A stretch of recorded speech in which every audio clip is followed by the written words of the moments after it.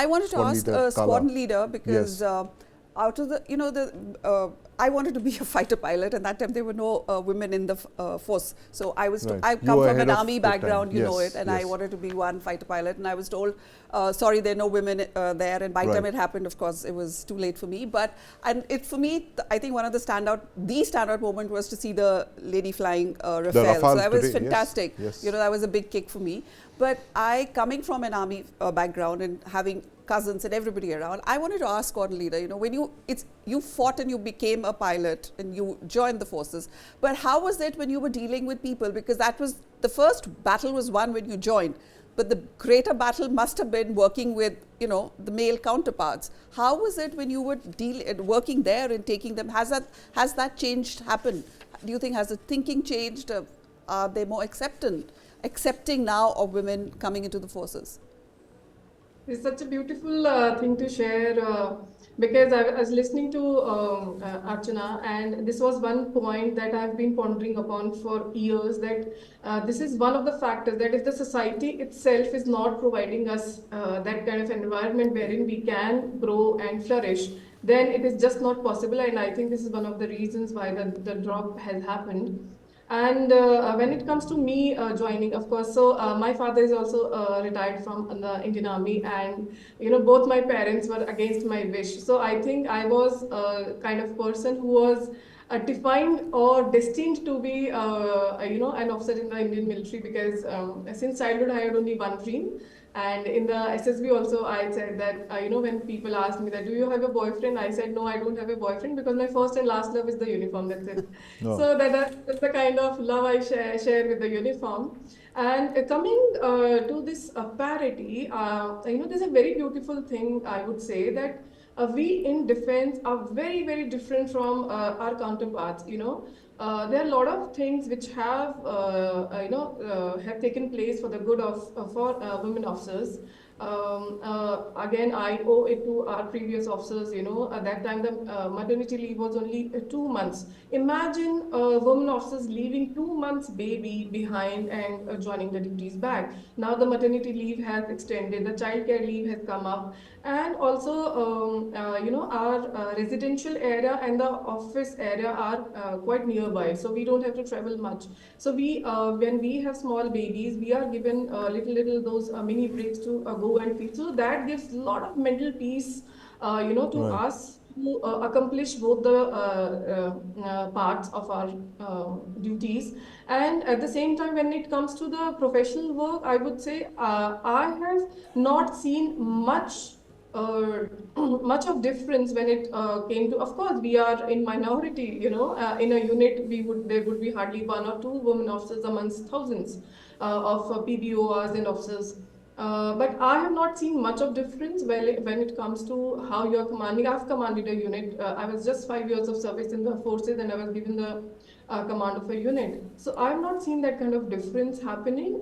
We all were treated very well at par. Only one lacuna that still we have in the government policies is that the permanent commission, though it is shown that it is there for all, but it's not there, right? It started with not being there, then it was given to a specific number of officers, and then now they've put some percentage of women to whom it can be given and all that. So still we are not at equal rights.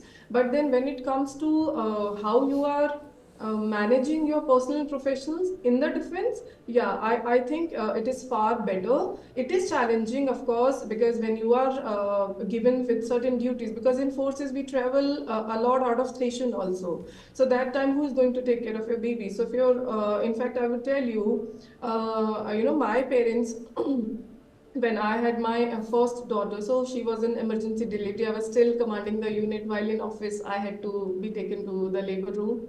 And you know, my mom came down, and she said that I'm not going to. I was in the northeast at the time, and she clearly told me that I'm not going to stay here with your baby and you.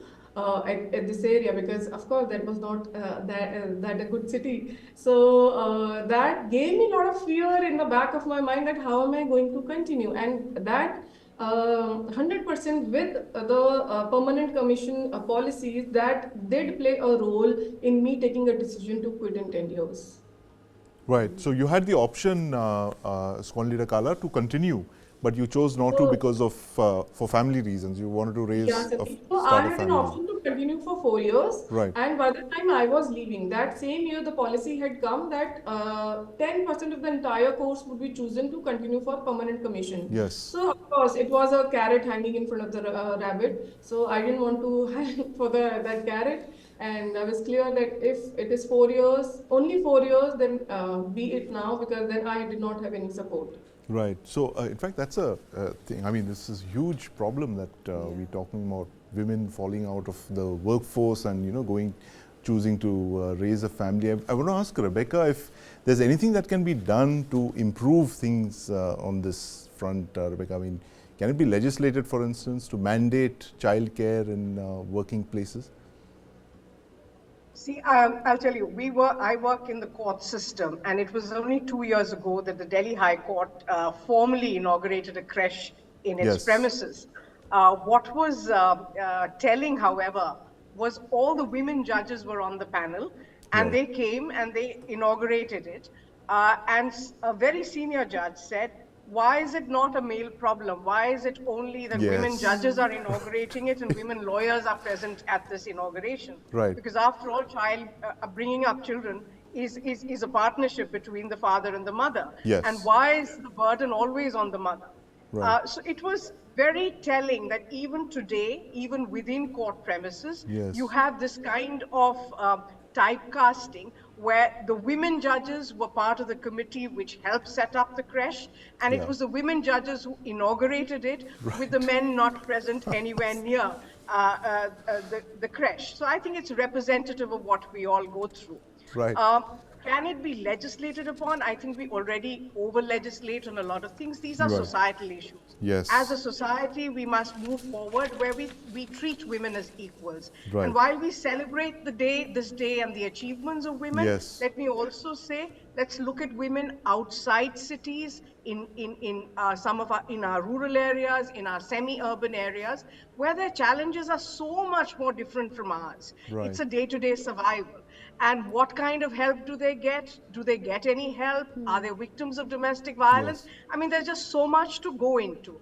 So while we talk of our own professional journey, we must be mindful of the fact that as a country, we need to look at discrimination against women at multiple levels. And unless you empower them, put them in positions of authority where they're capable of taking decisions, along with support systems, I don't think you will have an increase in the workforce as far as women are concerned. Rebecca, I just want to ask you a follow-up question to this. This is 75th year. We're talking about republic. We are democracy. How are the other countries who are doing well and our democracies? How are they managing? Because, I mean, in India, you still have the privilege of asking your parents, or you have a house help, but abroad they don't have all of this, and yet the number of women workforce is more than India. So what are they doing right that we are not? It's a bit of conditioning.